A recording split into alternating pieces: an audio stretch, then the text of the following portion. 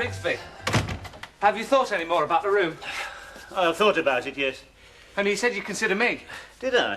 Yeah, you did say that. No, you couldn't afford a room like this. How much is it? 6. 6? You can't charge 6 for this. Why not? It's too small. Oh, no, it looks small. That's the heavy wallpaper. Should have used paler colours. But you couldn't get a room like this for less than 6. I mean, look at it. Eh? Functional with just a hint of luxury. Yes, it should appeal to the professional class. All I've got to do is get a phone in. You put a phone in here, it'd look like a telephone box. Oh, very funny. If it's so small, why do you want it? Because it's freezing up there and it's damp. I've told you before, it is not damp. I've got rising damp. My furniture's falling to pieces. How can you have rising damp in the attic, eh?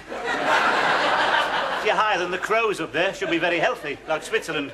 Switzerland? Rooksby, my suits are going green. Yes, I don't deny your suits are going green, but it is not rising damp. What is it then? Condensation. Condensation? Yes, and you know why? Because you will try and cook a 5-course meal on one gas ring. I can't see you for steam some nights. That's because it's so cold up there. Yes, of course it's cold. Never said it wasn't. There's nothing between this house and the Urals. You know, you're breathing the same air as the Tartars up there, you know. Look how long they live. I should charge you extra. I can't go on like this, Rooksby. I've forgotten what it's like to wear open-neck shirts. And I can't spread butter. I tear great holes in the bread. I can't study. The brain won't function at such low temperatures. Not the only thing that won't function, is it? Which in your case isn't a bad thing. Anyway, when did you last study, eh? The only thing you study is your navel. You even shave lying down. When did you last go to the college? My God, they must have forgotten what you look like down there. Of course they haven't. I go regularly. How can you? Your hair's never dry. Ah, so that's it. It's my hair, is it? Well, let me tell you, Jesus Christ had long hair. Now, that's enough of that. What? Don't you go comparing yourself with him. You show a bit of respect. But it's true, he did have long hair. He didn't have a hairdryer, though, did he? Didn't give himself blow waves. I tell you one thing, if Jesus Christ came down to earth today, he wouldn't get this room.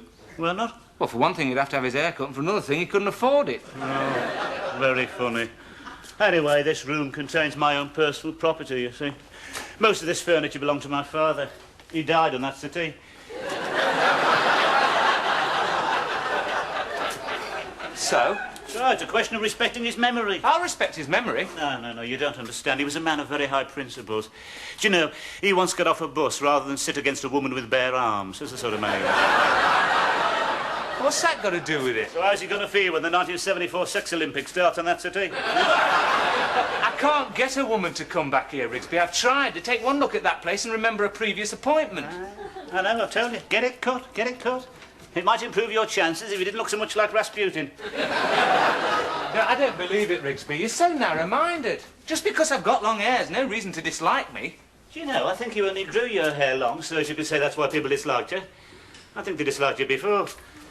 Well, they don't dislike me as much as they dislike you. Who dislikes me? I'll punch their heads in. Hello, Alan. Oh, Mr. Rooksby. I wonder if I could have a word. Yes, of course, Miss Jones. Yes, you want to come down to my room? No, it won't take a moment. Would you excuse me? I'll leave the door open. I'm sorry. Please, shall I I was wondering, Mr. Rooksby, I have a student at the college who needs a room. Is this one available? Student? Oh, I don't know about that, Miss Jones. Well, I wouldn't normally ask, but accommodation is such a problem at the college, and it is my responsibility. Yes, of course. Yes, well, I'd certainly like to do you a favour, Miss Jones, of course. But, look what happened last time when we got him up there. You mustn't be too hard on Alan. I think he's shy and lonely. Yeah, so was Crippen. Do you know, he's just had the nerve to ask for this room himself. Oh. You know. So I wasn't having him down here, not next door to you, taunting you with his rock music. I mean, it wouldn't be fair, not to a woman of your refinement. You know, Miss Jones, there are some men who'd try to take advantage of a single woman like you living on her own. Do you think so, Mr. Oh, Rooksby? what? Do you know, if you don't mind me saying so, Miss Jones, you waste too much time on these students. You ought to think of yourself more. You need the companionship of someone near your own age. Someone who's seen something of the world, who's knocked about a bit. Who's understanding, you know, with a sense of humour. I don't meet people like that, Mr. Rooksby. This This student, Miss Jones, he hasn't got long hair, has he? No, as a matter of fact, it's quite short.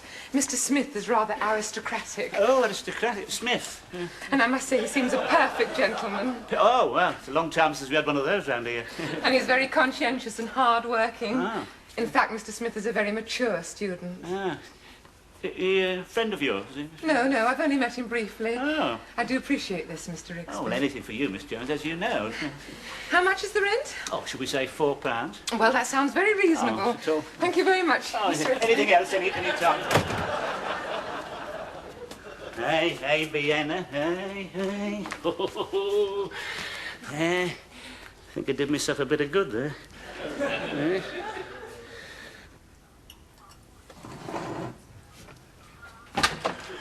I want that table. Oh, It belongs downstairs. well, I'm eating off it. I warned you might want it at any time.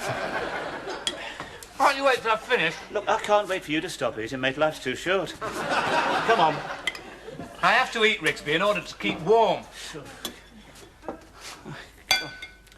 I've never seen anyone clear a plate faster than you. It's as if you're feeding something under the table. Come on, I'm doing you a favour, really. You ought to take your knife and fork as well. Come on.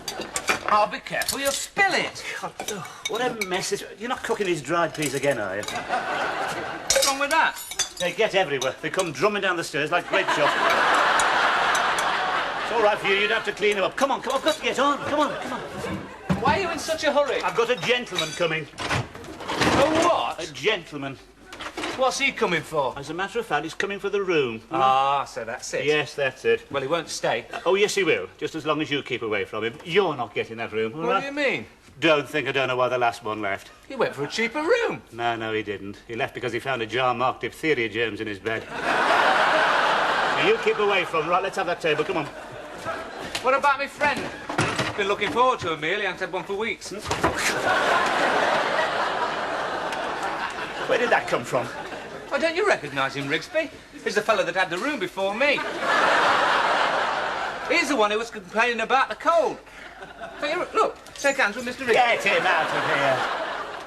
Why? It's morbid, that's why. I should have thought you'd been used to sights like this after your exploits in the Western Desert. Oh, don't you worry. I've seen more of those bleached by the desert sun than you've had at dinners, but I don't want one in the house, so you get him out. Look, I have to study anatomy, Rooksby. How can I set bones if I don't know what they look like? But they never let you set bones. Why? God, look what happened when you examined Vienna. He only had a slight limp. By the time you'd finished with him, it was a dislocated hip.